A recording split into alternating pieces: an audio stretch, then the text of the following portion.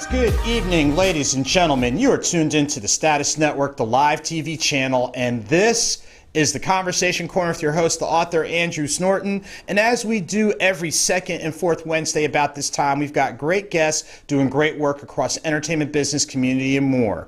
And before we get into our two guests for the night, we just have to take care of a couple real quick station announcements, and then we'll go ahead and get to it. So first off, thank you so much for taking time to supporting the show, supporting the network. If you or someone you know is looking for a station home, look no further than here, the Status Network. We have at least 4 or 5 different channels for programming based on your area of interest. If you need a place to do a pop-up, pay-per-view, podcast, movie channel, all that and then some, please make sure to connect with us. Not tomorrow, not next week, but make that happen today.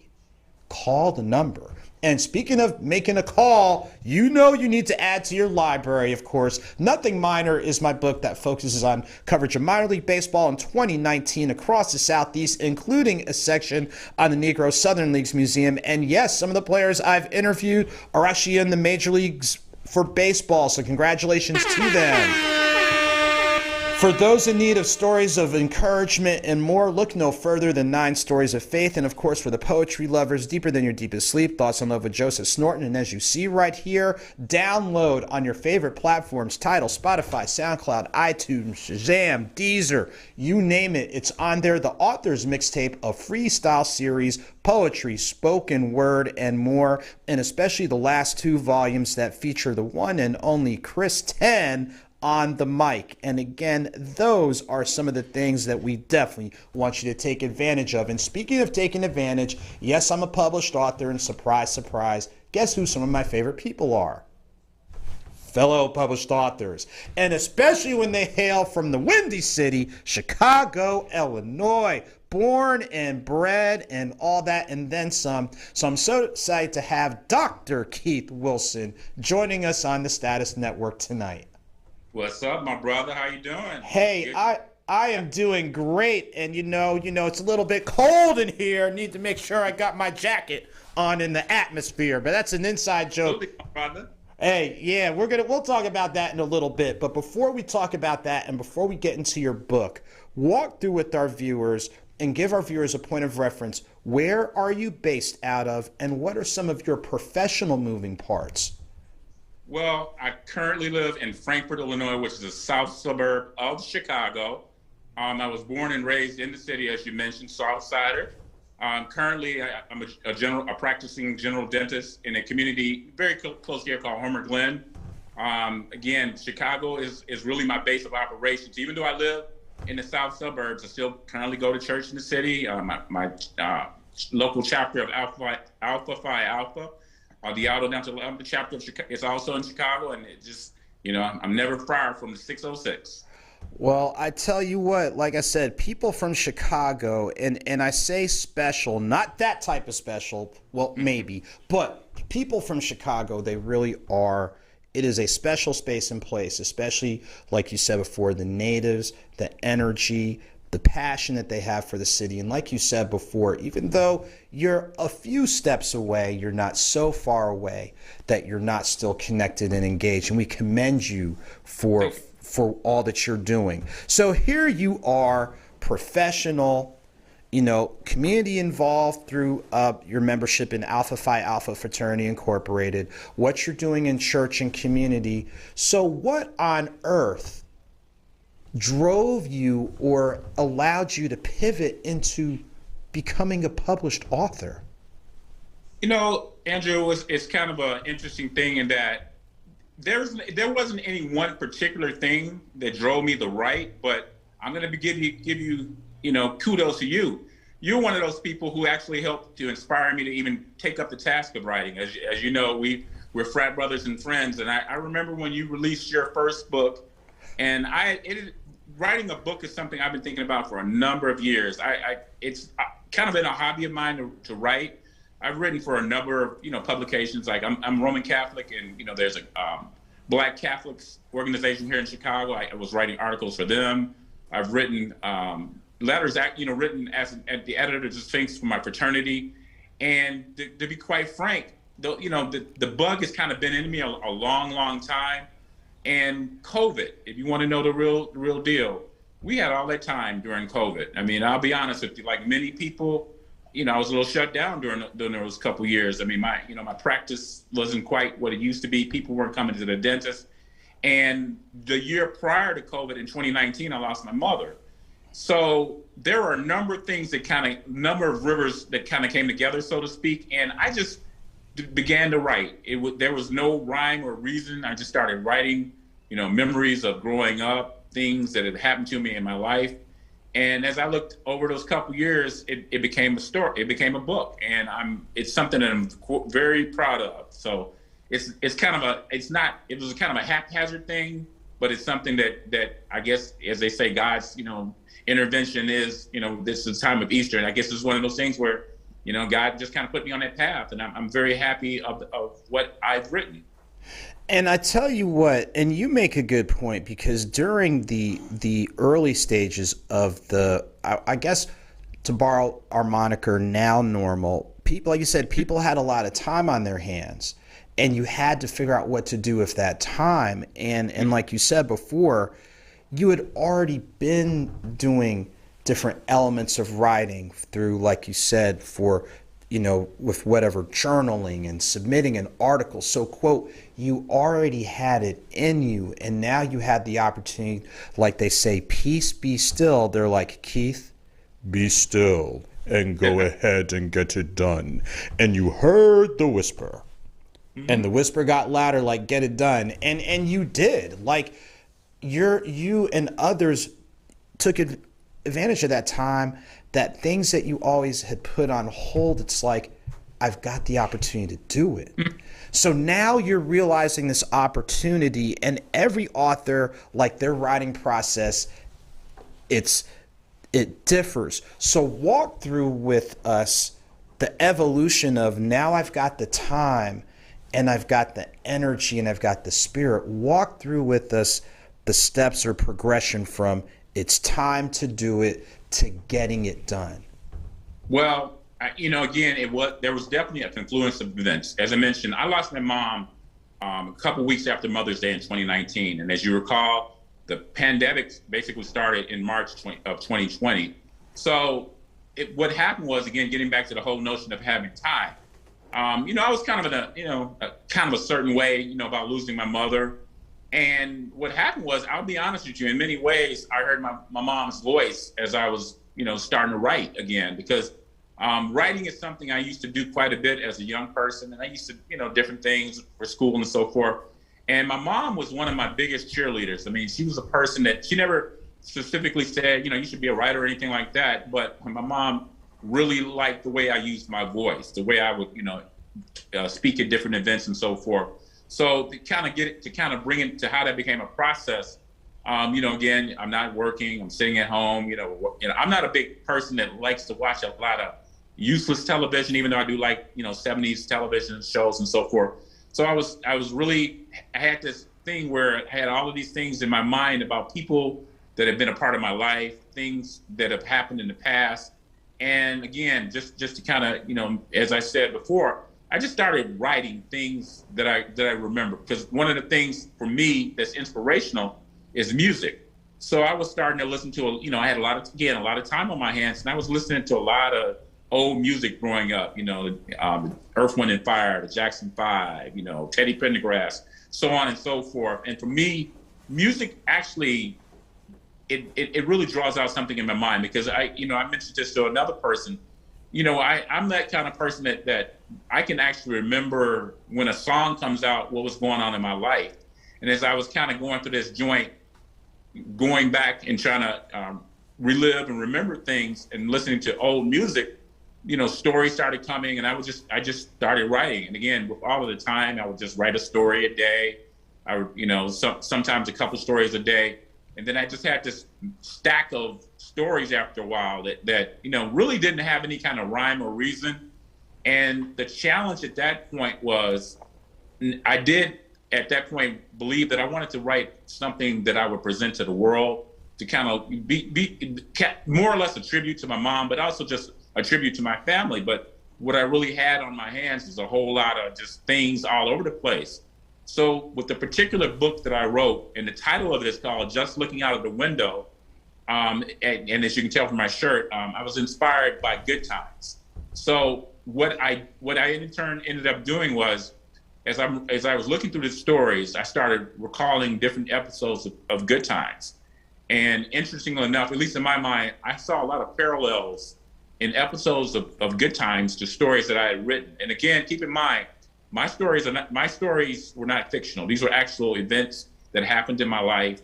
But again, I as I'm going through the creative process of writing this down, and at that point, really wanting it to become some kind of book.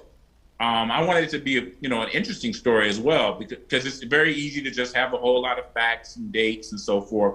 So what happened was, as I started looking back at some of the stories, and again, all of my stories are not in this book, I was able to look at stories that very closely paralleled my life from episodes of Good Times, and I just went from there. And the book itself, as I mentioned, the title is Just Looking Out of the Window. But if you read the book, the chapters, for the most part, the chapters are actually titles of episodes from good episodes from Good Time. And with a few exceptions, I was able to really use that series to piece together what I think is a pretty interesting story about my family's life. So that's how it became a book. And it's amazing how you describe that, because if memory serves me correctly, Good Times is actually based on, correct me if I'm wrong, stories and narratives that come out of Chicago, if I'm not mistaken. Absolutely. The Good Time series was based, first of all, it was created by Eric Monty, who is a Chicagoan, and Michael Evans. Michael Evans, actually, as you can figure from the name, that's where the Evans family name came from. And Mike Evans is actually the first Lionel that was on the Jeffersons. The two of them created the story. Eric Monty actually grew up in Cabrini Green and attended Cooley High School. So when he created the series Good Times, he used a lot of the history and situation that he had experienced in the creation of the series. And as I mentioned as well, he did also attend Cooley High School, which is actually where he wrote the movie Cooley High.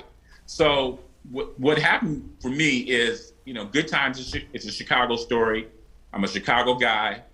My life has been based around my years living and growing up in this city, and I found that to be made it very easy for me to make my story, to tie my story into Good Times. And again, I want to remind people, my story is not fictional at all, but it uses fictional elements for inspiration from Good Times.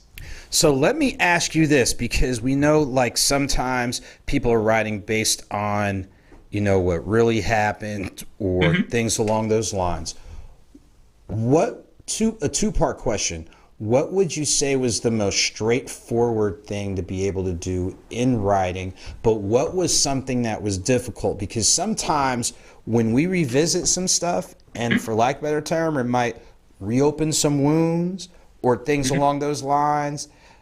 Sometimes it will give you pushback, but then you've got to push back and push beyond it. So what would you say were elements that were very straightforward to write about, like it's no thing, but what were elements where you felt the pushback, whether it was, like I said, revisiting a challenging experience or things of that nature?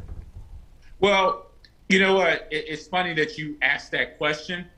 One of the things, this was a personal story, and this is actually autobiographical. And one of the things I did not want to happen with the book was to be like that scene from Best Man, where like the characters are guessing, oh my God, who is this person that did this crazy thing or whatever. So one of the things that I was very cognizant of and very conscious of is that as I was writing the book, some of the stories, as you alluded to, are not, I'm not going to say that they're sad. There's some sad stories and some challenging things that happen. So one of the things that I wanted to do as I wrote the book is I wanted to be very careful if I wrote a story that maybe somebody had some trauma or maybe something it didn't make them look in the most favorable light. I was very careful to craft a story that, even though people who know me know who the people are, who the characters are, that I didn't want to embarrass anybody. But to answer the other question, the most easy things for me to write about were my family, my mom, my dad, my two sisters. Just growing up in Chicago, the fun things that we did that every Black family did, you know, the family trips in the car down south, in Chicago, you know, in the 70s in particular. And that's where this story is really centered in, is 70s Chicago. You know, going downtown, you know, is a big deal. You know, lakefront of Chicago, all those kinds of fun things. You know, there was an amusement park in Chicago called Fun Town. I referenced that. Those stories were very easy because, you know, they were really, you know, very pleasant stories, and everybody really looked at it in a good light. Some of the stories that I tried, again, when I wrote them, I tried to be very careful of, were like, there were some family situations I discussed, you know, like, you know, the imprisonment of a family member. I had another friend who was raped. I had things like that. So the way I wrote those things, in particular, I never used names of those people, but I felt it was important to share those stories because in life, there's good and there's bad. And some of those events, you know, really kind of impacted me. I'll give you an example. One of my dad's brothers was incarcerated, and my dad and mom are both from Nashville, Tennessee. Well, actually, my mother's from Fayetteville, Tennessee, but she grew up in Nashville. My dad is from Nashville. And as a young person, one of our family trips going back to Nashville, my dad wanted to take me out to see his brother who was incarcerated, who was in jail. And the point of that visit was really that my dad wanted me to see firsthand what can happen to even a family member if a person makes a bad choice. And, you know, my uncle was in jail, and, you know, the typical, you know, you go in and you go through all of these security systems, and we sit behind the glass door.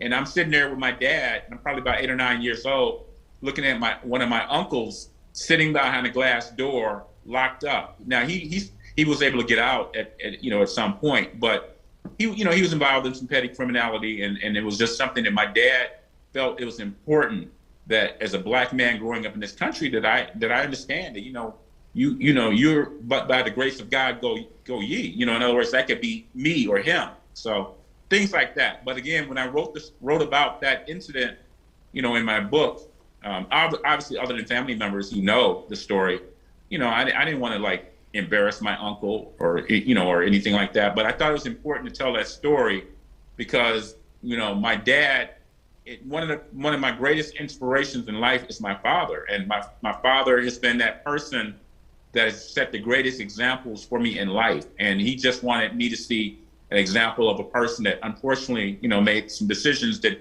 didn't work out so well. But, you know, that's one of the ways I tried to tell my story.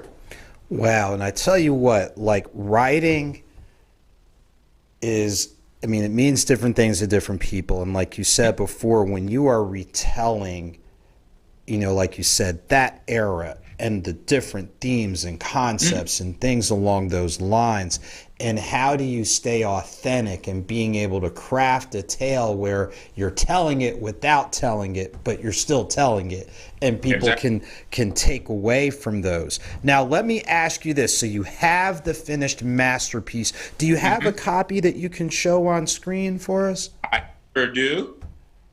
This is my baby. Oh, there we go. Just looking out of the window. Let's make sure that I get it up there.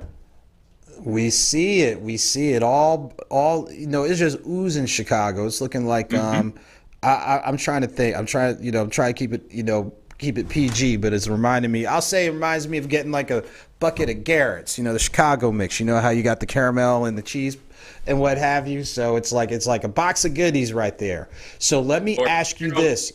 Get down in Atlanta now too now.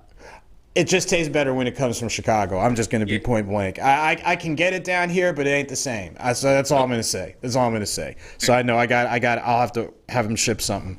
But I was about to say, now that you've got the masterpiece done, walk through with us. Have you been able to do any book readings, book signings? Are you meeting and greeting in person? Are you doing virtual? Like, walk through with us, because I know especially people with Chicago ties or just wanting to reconnect with the 70s and growing up and what you've been led through and all those types of things. We know there's people that want to connect.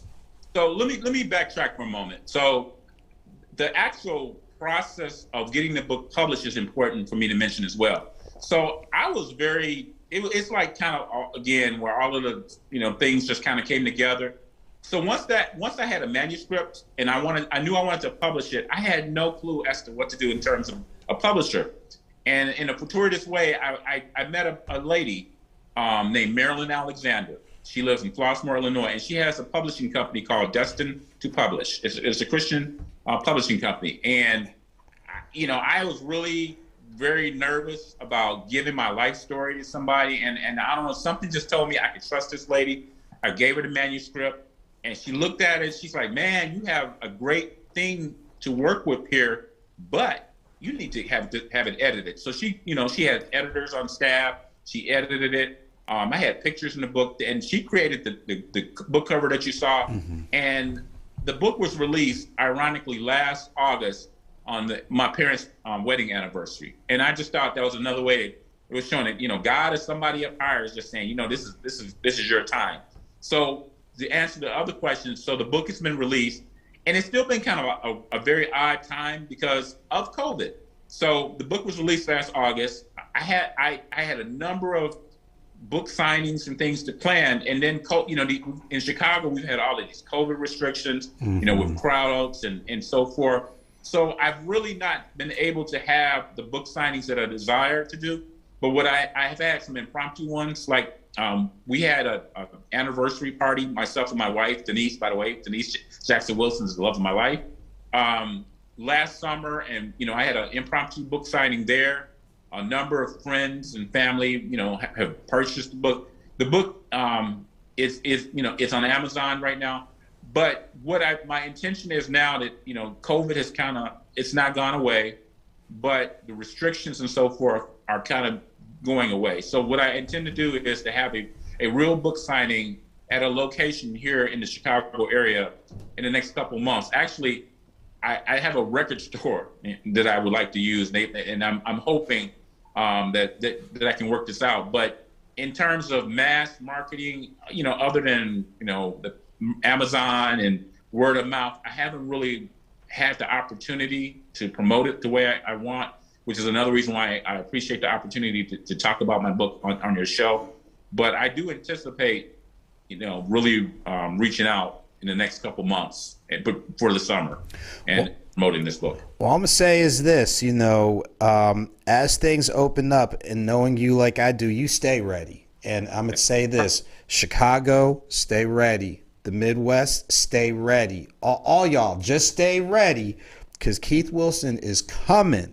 So as we get ready to wind down this segment, and before we go to our commercial break, remind our viewers the title of the book, the best ways that people can purchase, and what are the best ways that people can stay connected with you. So when you go, knowing you, when you put your foot on the gas, people better be riding shotgun, the back seat, a little trailer, or like how people water ski, they better latch onto that rear bumper, because you coming and you definitely on the move. Absolutely. Well, as a person, again, I got to stress, that's the South Side Chicago. I grew up on 9018 South Jeffrey, South Chicago. Hey, it's just one of those things that when you grow up in the city, especially in the 70s, you hustle. You learn to hustle. You learn to ride the bus, not get robbed, all kinds of things. So to answer your question, the title, again, is Just Looking Out of the Window, straight from the song, theme song of Good Times.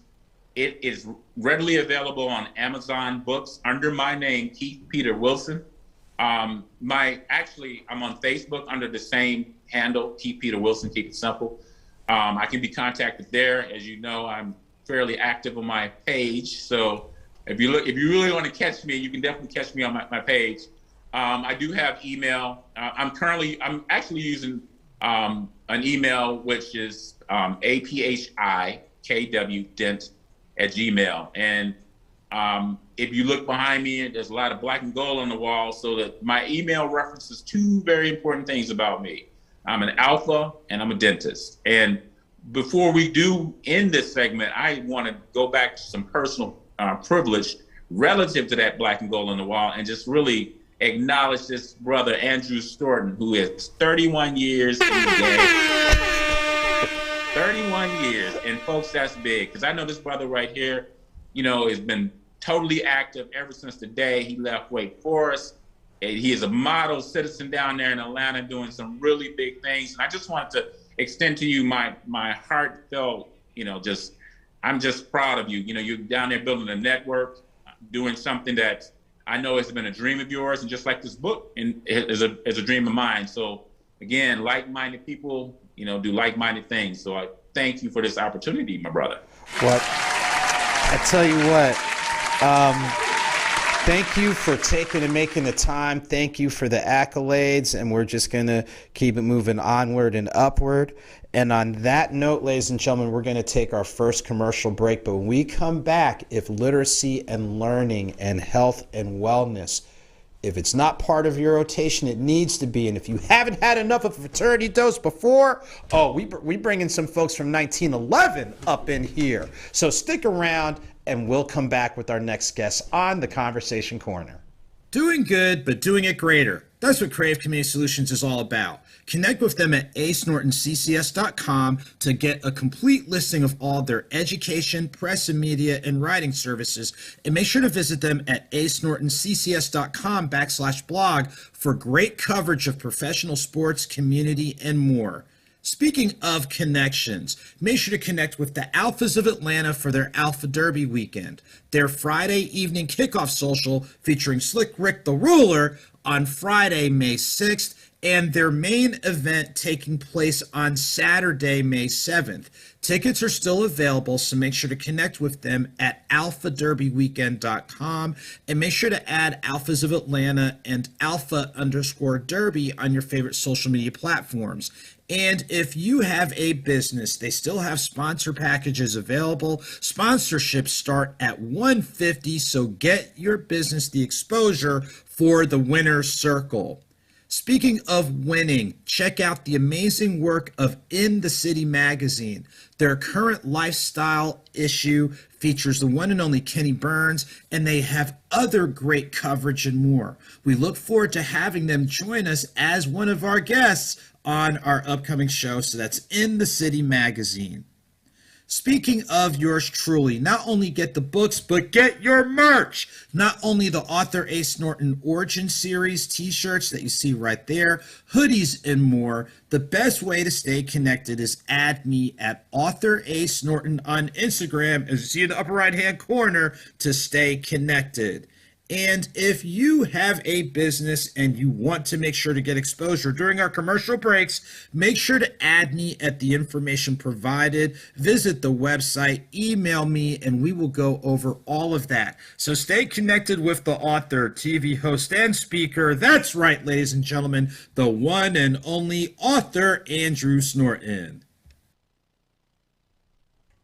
And ladies and gentlemen, we are back with our guests here on the Conversation Corner. And if you didn't get enough reading and learning and knowledge and wisdom and insight, well, you are definitely in for a treat. You definitely want to hit share. You want to hit share. Clear out some space on your library shelf, or if you don't have one, just clear out some space. Empty your head or something along those lines. Right. So we are bringing, and of course, we know fraternity ties. We always love our noble Greeks that come through here doing some great things. So we've got two colleagues who are members of Omega Psi Phi Fraternity Incorporated, and then when we go to split screen, Kappa Alpha Psi Fraternity Incorporated in the building. So first we're going to start with our guest who's here on the news desk, Dr. Abdallah Rashad Taou. Yes, sir. I got it right. Hey, Yes, look at here. That's why you note take. Look at here. Get it right. Get it tight. Absolutely. So, good doctor, before we get into your books, give our viewers a point of reference where you are originally from, where you're based out of, and a couple of your professional and community moving parts. So I grew up in Decatur, Georgia. I presently live in Atlanta, Georgia. I've been to the United States Air Force. I've traveled the world. I'm an educator. I'm an author.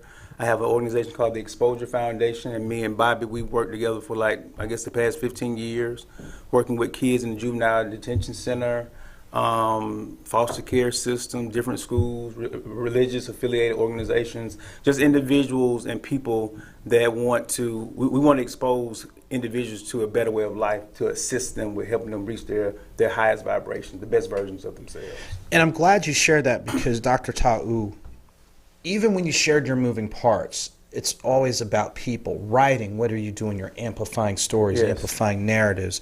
Education, giving people the foundation that they Yes. need so they can develop not only whatever skill sets professionally, but for life. Right. And just with your presence walking in the room, it's like, all right, I need to get my stuff together. Right. Definitely, like, for real. But even just that sense of confidence, composure, discipline, but the bigger thing, purpose. Describe to our viewers how that theme of purpose is not only in your books, but just with what you're doing, not just nonprofit, but like they say, your steps are ordered. Right. Walk through that with us. Well, and me and Bobby talk about this all the time. We use ourselves as an example. So when we go talk to kids about that smoke weed, that's been in gangs, that have guns. We grew up in Decatur, so we used to sell crack. A young man got killed at Golden Glide last weekend. I remember getting in fights in the 90s at Golden Glide. So we do come from an academic perspective,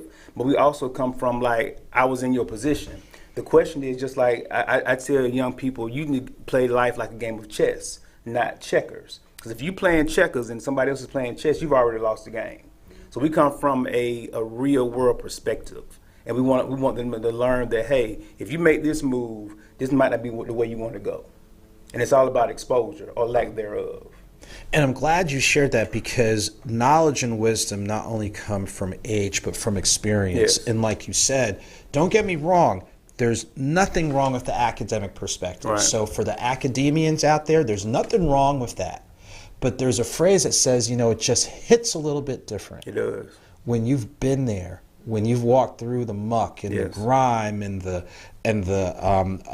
broken glass everywhere, people pissing in the corners like they just don't care, Right. that type of stuff. Right. So before we get into your books, we're going to pivot to your partner, who is no stranger to community service and outreach, because I know, just like the moon phases the moon, I know, hey, Drew, hey, I got something for you, Drew. I'm sitting here like, hey, did I get you down, Bobby?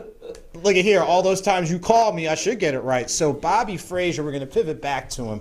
Bobby, same type of deal for people who haven't connected with you before. Again, walk through some of those commonalities based on where you're where you're originally from, where you're based out of now, and some of those moving parts that you have. I'm Bobby Frazier. I'm from Decatur, Georgia, actually. I'm actually living in Ellenwood right now. I run the 1911 Foundation, which we're going to change the name soon. It's going to be called On the Shoulders of Our Ancestors. So be looking to see that. I do so much in the community. As I would say, we do so much in terms of with, youth, adults, juveniles, you name it, we've done it. We've talked about it. We're still doing it. Mm-hmm. And one of the moving parts that, we're here to talk about today is our mental health in our community, especially with black males. And so we're going to be doing and launching a show called Coming to the Couch, probably the end of this month or beginning of June. It's going to be dealing with the mental health of black men, because we don't get an opportunity as a black man to get a break in any form of or phase of our lives being black in America. So there's a lot that comes with it, and we know there's a lot of pressures that go with it. And so we're really ready to show other black men how to kind of face these issues, not by yourself, but with some strategies and skills, and even maybe sitting on the couch talking to a professional. So that's what we're about, and that's what we're doing right now. And as well as the youth, because we're going to be talking to them as well, trying to find out where they are mentally. Mm-hmm. Now, I'm glad you said that, because now, granted, while in recent years there's been a growth in having these conversations around mental health, but by the same token, I'm just going to go ahead and pull the rug out here.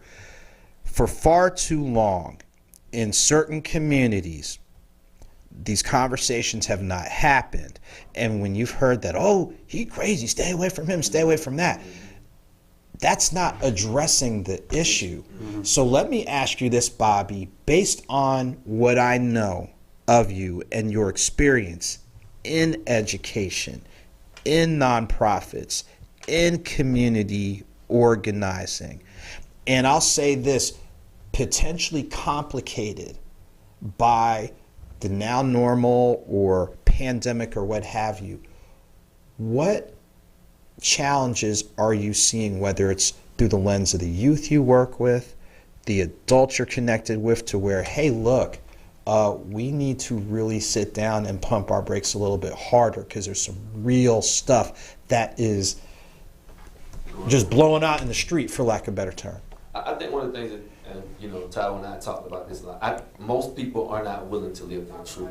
Mm-hmm. I'm sorry, they're not willing to live their truth, and I think that's the main issue. Like, you got to be able and willing to own your stuff. Mm-hmm. And a lot of times we won't own our stuff, and it just becomes a snowball effect. The reason I wanted to get into mental health topic is because we have so many youth who do not know how to express themselves or how to deal with their anger. And then as they become adults, the same problem happens. Mm-hmm. And so we have to figure out how to make sure it's okay to live your truth, but also how to talk to another man about some of the issues that you have. And I think that's one of the things that we all three are able to do to one another, is just to talk through some things and to get the help that we need, because I don't have all the answers. I'm not a psychologist and I'm not a, whatever, but I do know that I know when someone is in trouble, and I know how to give feedback that is constructive enough where someone can use it to help better their life. Mm-hmm. And on that point, it's where sometimes we've heard the term safe spaces, the ability to decompress, things along those lines. I'm going to pivot back to Dr. Tau. The books that you've written, because apparently some of those books may help, I'll say, with the curriculum, for the academics, the curriculum and the design and implementation. If you could walk through with us your books, and I'll say one key theme from each of those books that you feel you're going to parlay into the work that you're already doing, but you're about to really, really kick it up a notch. Right. So the first book is called Delinquent to Doctor. And this basically is my biography of my delinquent behavior as an adolescent. And I talk about my dichotomous life, being delinquent, but at the same time being in advanced courses at Towers High School. And we talk many times about young brothers. There's a lot of brothers in jail that are geniuses, but they're in prison. One of my greatest teachers that transitioned before I was born was Malcolm X. If you look at his life, he was a gangster. He did drugs, had sex with white women, and ran numbers. But through exposure, whether it's the Nation of Islam, whether it's traveling the world, whatever our exposure is, he turned that same leadership and went in a positive direction. And that's kind of the direction I went with this book. It was about exposure. When I was young, I was hanging out in the streets, going to Sharon Showcase when I was 13, 14 off Gresham Road, selling crack and Toby Grant and Scottsdale and the old English Inn off Glenwood. As I got older, I pledged to fraternity. I went to a HBCU at Benedict College. I went to the Air Force. I traveled the world. I started eating healthy. So unbeknownst to me, I increased my positive exposure, decreased my negative exposure. Thus, I experienced more positive outcomes. And so me and Bob, we don't approach the kids about, don't do this, don't get a tattoo, because that's not going to, if they don't want that help, they're not going to embrace it. But we just simply put them in different environments around positive people and positive experiences, and they have their own paradigm shift. And we focus on retraining the brain. You retrain the brain, you help them become independent thinkers, they'll take care of themselves. We're about creating sovereign nations. Once you create a sovereign nation, they'll figure it out on their own. You know what it sounds like? It sounds like an analogy I used to use, like people are walking around with blinders. Oh, absolutely. You're not necessarily going to take off the blinders. All you're asking is just open them a little bit. Mm-hmm. And when they open up a little bit and they see it's a lot more out there, they're going to want to do it themselves. Yes. So you're also teaching independent thinking, resiliency, all these academic traits, ladies and gentlemen, is what? To use academia, you are meeting someone where they are and giving them the moderate challenge so they can go a little bit further. Bobby, go ahead and pick up. I think he forgot one thing. One of the things that we always try to do, I know we always try to do, is we ask questions. We never want to, like I always ask questions. I know he do, because one of the things that we always try to, do, like I said, is we ask questions, but we want to answer that is for you. And again, it's your truth. So when we're asking questions, a lot of kids and a lot of adults may think we're trying to condemn, but it's just to find out where you are. Mm-hmm. Because I never want to assume that this is where you are. So I always ask questions. So I think one of the things that we definitely do a lot of is ask questions, because we never want to assume. And we always think before we ask the question, because it may be a question that we have to kind of rearrange. Because a lot of times, again, we never want to be offensive. But one of the things that he, like I said again, he just forgot to mention is we ask a lot of questions to get to where we need to be. Right. And here's the thing, and it's funny because, like, you see, people, and sometimes it's like, I'm afraid to ask this question. Where people gonna think? But here's the thing: you're already thinking. You're promoting thinking. You're promoting. Let's look at this through a different lens or different perspective. Both of you have spoken to just the importance of exposure. Yes. Bobby, walk through with us. What does exposure look like to you, especially as you're getting ready to launch this project? I think one of the way it looks to me is in a simple way. It looks to me as giving you an opportunity to see things different than what you would see. So one of the things that Taul mentioned is that he and I are world travelers. Now, I got to be very honest. Both of us coming from Decatur, that was one of the farthest things from our mind, like going to another country. Now, we've been to other states as we were young, but just going to another country, seeing a different way of living and seeing a different approach and seeing a different thought process. Like, I just came back from Costa Rica with my wife, and one of the things that I saw that was very, very interesting to me is they were simple people. Like, they didn't want all the fancy cars, and their life was just family in a community type thing. And I was like, whoa, this is interesting, because if you've been to Costa Rica before, it's not a country that's, booming with money, and it was just crazy. And I was like, whoa, these people are just simple people, like common people, that all they were concerned about was family and community. And so exposure to us means looking at it differently, but putting you in a position for you to see yourself. Like, if you don't see yourself in the moment or in the position, you're never going to change, like he said, because we can say to you, oh, we'll take you to Costa Rica, but if you don't see yourself going or being in that moment, you'll never accept it. You'll be upset the whole while. And so exposure to us is just giving you an opportunity to see yourself in a position that may be different. It may be the same. It just may means, hey, we took us 2 steps left when we had already just been standing still. So to get you to see it from a different perspective while you're in the moment. So that's what we look at when we say exposure.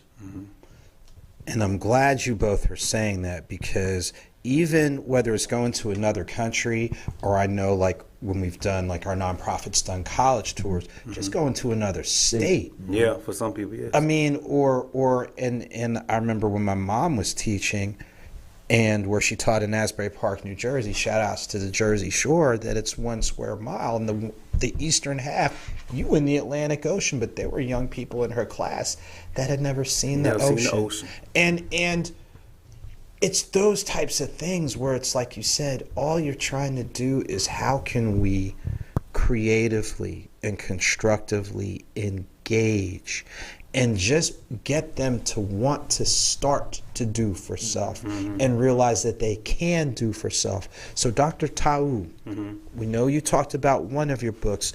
Speak to the other books that you brought. And one key theme, I know you got 5,100 things, but what's one key theme that you feel you're definitely going to transfer to the work that you're about to do? So my second book, Embracing Toby, this was inspired by Brother Carter G. Woodson and the Miseducation of the Negro, and also the movie Roots. So in the title itself, Embracing Toby, if you remember the scene in Roots where Kunta Kinte was being beaten, and Overseer was saying, nigga, your name is Toby, and he beat him. And I was focused on Kunta Kinte, but I was also focused at the other brothers and sisters around them on the plantation. They would just had this solemn look, and they were just watching. It was one white man, and it was 60 of them, and they just sat there. And it reminds me today of how George Floyd just was getting beaten, and it was other brothers and sisters just sitting there, just taping it. And it's like, back then, Kunta Kinte was beaten to be Toby. Today, we choose to be Toby. I have people today saying, I have to give my beautiful black African child a European name so it'll look good on a resume. I have brothers and sisters saying, in our generation, I got to send my kids to the white school so they get a better education. I have brothers and sisters running from the Collier Heights and the Cascades. Oh, no. We'll do better in the white neighborhoods because we think white is right. We still look for whiteness for validation, for permission to be great. Even with us being black men, and we all do it, we call ourselves Greek. We're not Greek. I understand what you're saying as far as the letters. That's right. But even in me and Bobby, I created a new organization called the Adinkra 9. And it's where we can look at ourselves, our fraternities and sororities, through a black lens versus a Greek lens. So this is the things I discussed in Embracing Toby. It's about recognizing your self-inflicted wounds and retraining your brain. Like when a brother and sister dies from a preventable disease, from eating fried chicken and chitlins and Kool-Aid. We bury the brother or sister, and what do we do after that, brother? Repass and eat the same stuff. Whoop, there it is. Done. I mean, I hate to laugh. Done. But to your point, it's about rethinking and reimagining. That's it. And just like I said, let's just pause. Let's just pump our brakes. Let's just reboot. Let's just revisit. You have a third book. Yeah. So the third book, and so. It's a relationship book. And so I never wanted to write this book. It's called Playing for the Ring. The game don't change, just the players. And you know how over the years, brothers and sisters get together, we're going to have a relationship party, the battle of the sexes. And I used to find it wasn't very productive because you had black men and black men arguing with each other. We shouldn't be arguing about our differences. We should be coming together with our commonalities and having discussions about our differences and how we can come together. And not making decisions about procreating and hitching our wagons to each other on very surface things like, ooh, he went to Jared. Okay, I said yes. That's the only reason why you said yes? Every kiss begins with K. That's the only reason why you said it, because of the ring? So in the book, I talk about Cecil Rhodes in South Africa. That was a terrorist. That was a colonist that created the De Beers Empire and created this idea that diamonds had this intrinsic value, which they don't. To this day, they just take the diamonds and stockpile them, and they price them how they want to price them in Botswana, in Liberia, in South Africa. And brothers and sisters that look like us, we get $0 from them. Whether it's diamonds, tanzanites, that's another conversation. But it has no intrinsic value. We give you want to marry somebody because of these rings, or because you want angels hanging from the ceiling, or whatever it is. So you can put pictures on Facebook, and then you divorce within 24 months because you didn't love the person. You love the idea. You love the idea. Oh, so, oops. So playing for the ring is about, because I've not been married. I'm straight. I've never been married, and I don't have children yet. Some people say I may have commitment issues. I can address it. That's fine. All you just say to your defense, I'm like, you know what, like, and I still eat beef every once in a while, but when you go to a cookout, the best steak is marinated, which means it takes time. Right. So all you are doing is you are taking your time extremely, so that way you do it right, because there are some of us that's a whole nother story for a whole nother day, but moving right along. Right. So yeah, so this is basically about the discussions you might want to have before you enter into matrimony or procreation and cohabitation with a person. Because once you have a kid with somebody, once you make a whole person with somebody, you're connected to that person forever. You may not see them every day, but through that person you are connected. So you might want to, just like you vet your decision to go to a particular school, or you take your time buying a car. You took more time buying your car and your house than you did shooting up this club with this woman and had this baby with this person. You met this person after 3 months and you got married because they had great sex. Is that pragmatic? Does that make sense? That's more of what this book is about. So let me ask you this. I'm going to go ahead and pivot to Bobby, because of course, these are ongoing conversations. They are, quote, hard conversations because we feel uncomfortable. But by the same token, being uncomfortable to varying degrees makes you focus a whole lot more. And you know what that feels like?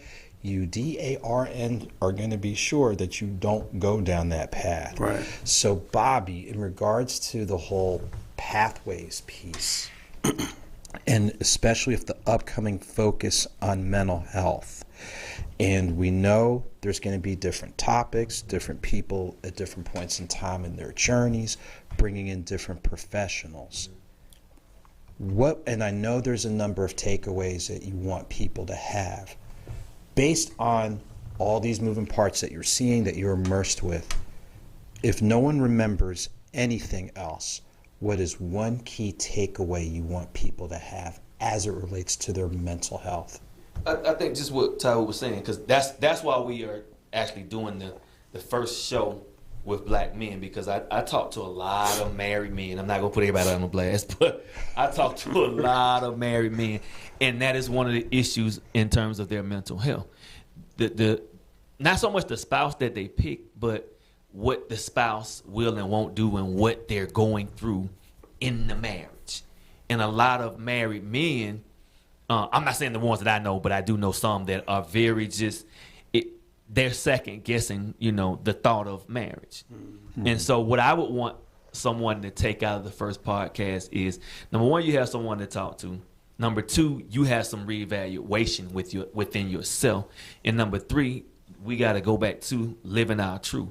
Because if you're in a marriage, like Tahu said, if you're in a marriage, you've been married 30 years, and the marriage has been over 15 of those 30, it's unhealthy for you mentally and physically, but definitely mentally, because you don't want to go around that person, but you're doing it just because what he said. You got the nice ring, you got the kids, you got the house and the cars, but you're mentally unstable and unhappy. So you're doing yourself a disservice. And the kids. And the kids. And so we just want to give you an opportunity to figure this out and to live your purpose and your truth within the marriage or without it. But to live, because right now you're not mentally healthy, especially if you're in a marriage or in a relationship or in any kind of whatever, and your mental stability is being questioned, not by anyone else, but by you. And it's a constant drain on you. And so what we're trying to do is just to get you to live your truth so you can be healthy mentally before you can do anything else. And that's our purpose, to make sure you're mentally healthy to either get into a relationship, to walk in this world, or to just live your truth consistently. Okay, powerful pieces. So before we get ready to conclude this segment, Bobby, remind our viewers the name of the organization, the name of the series, and where can they go now to find out what's on the horizon when you'll launch, things of that nature. Well, we're gonna be talking about it on my Facebook page as well as Tau's Facebook page. And you can reach me at FrazierBobby99@gmail. The organization is coming to the organization is on the shoulders of our ancestors. The tagline is coming to the couch. And we're also going to be doing a Youth Forum 22, which we're going to let the youth create their own lane in terms of providing adults with the issues that they have and the solutions that they could give adults, and having adults actually play those solutions out. So we got a couple of things that are coming out, and we'll be doing that really, really soon. But Facebook, again, Bobby Frazier, Facebook. I'm at Twitter at Captain Caveman. So, we're going to be doing a lot of things, but those are where you can reach me at. And again, if you know me, you know me. You have my phone number, and if you don't have my phone number, find out how to get it. Okay. And before we go to our commercial break, Dr. Tau, the best ways for people to stay connected and engaged with the work that you're doing. Exposurefoundation.org, abdalatau.com, Adinkra9, which is my new line that's coming out, adinkra9.com, which I got trademarked. Took me about a year to do it. Kunta Kinte on Facebook, Adinka_9 Instagram, Adinka_9 Twitter, and abdalatau@gmail.com. And I want to say this, my creed for the Exposure Foundation before we leave. Sure. It's impossible for me to grow if I live in a box. I would discard inferior thoughts, failure, a defeated mentality, mediocrity, and complacency. I will embrace excellence, a positive attitude, community service, and victory. I am a walking example of inspiration. I have chosen to live, not just exist. Okay, powerful commentary, and timely and timeless. So what we're going to do, ladies and gentlemen, we're going to go to our last commercial break, and we come back, we'll just kind of wrap everything together as best as possible. So stick around before we close out. Make sure to add Nothing Minor, 9 Stories of Faith, and Deeper Than Your Deepest Sleep, Thoughts on Love with Joseph Snorton to your library today.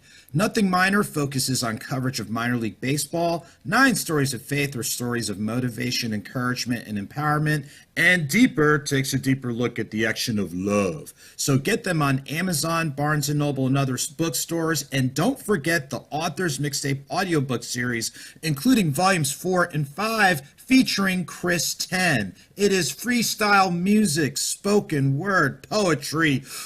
Oh my goodness, it is just amazing and a half. So download it from Tidal, Spotify, SoundCloud, iTunes, Amazon, Apple Music, all that and then some.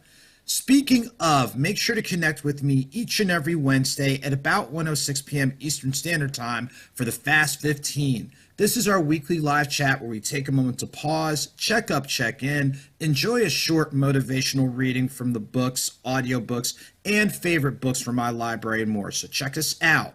Speaking of checking out, join me for the Black Podcast Festival in Atlanta, Georgia, Saturday, May 28th and 29th. On the 28th, I will be speaking through the lens of Push the Envelope, so make sure to connect with me today to find out more. Again, register for the Black Podcast Festival.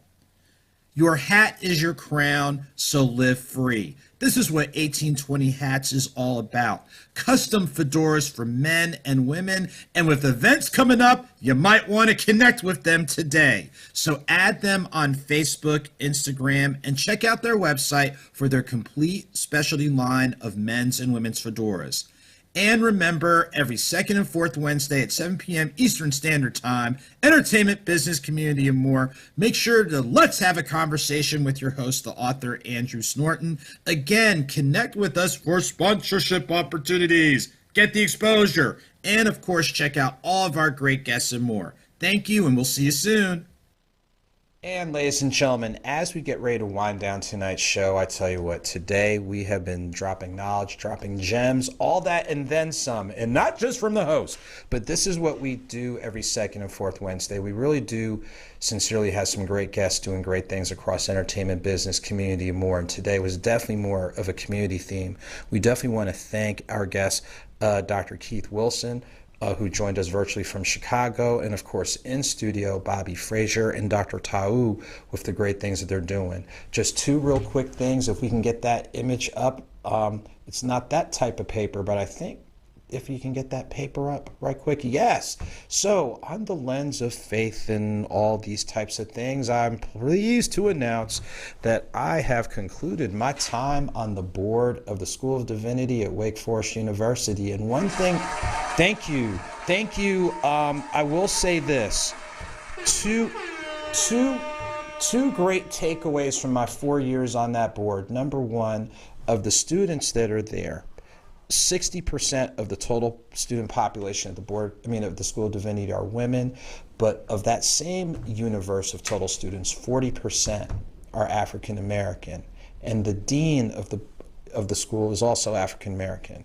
So when you think of what part of the base of Christianity in regards to stewardship, outreach, service, empowerment, and breaking down some of those traditional roles, I tell you what, my hats off to the School of Divinity, and for a lot of things, especially where it's divinity in law, divinity in business, to have some type of, I'll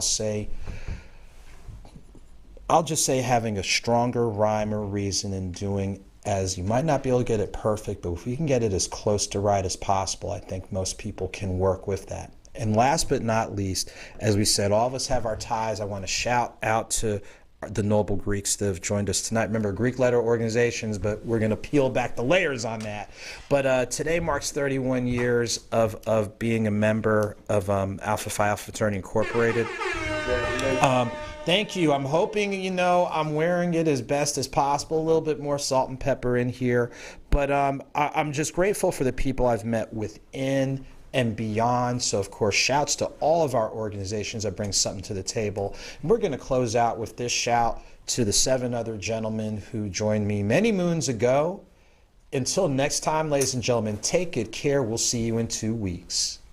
On May 4th, 1979, the Xi Eta chapter of Alpha Phi Alpha Fraternity Incorporated is chartered on the campus of Wake Forest University. And of course, all about manly deeds, scholarship, and love for all mankind. On April 8th, 2022, we were introduced to the newest members and initiates of this great chapter, and we look forward to what they'll bring to the table. And today, April 13th, marks 31 years to the day, ladies and gentlemen, that Jeff Bradsher, Eric Irvin, Greg Davis, Dr. Nate French, Dr. Terry White, Melvin Herndon, John Taylor, and this joker right here crossed the burning sands. Happy 31st line anniversary, 06 to the good brothers, peace and blessings.